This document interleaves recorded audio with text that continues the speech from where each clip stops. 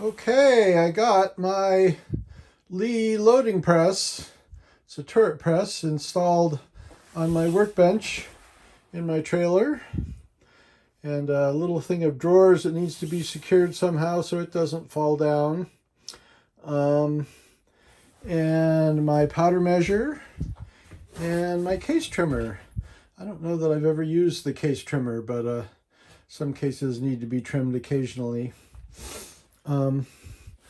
This is now connected via one screw because I'm not sure it's really going to go there.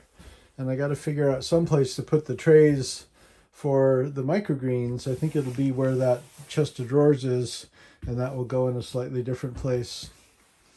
But it's coming together.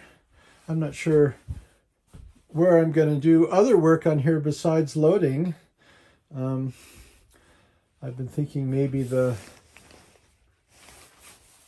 cabinets have to move somewhere else, but it's all a little bit strange, and it'll come together as it does. Things aren't attached by very many screws and they'll come out easily.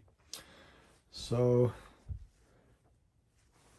and the music still works great.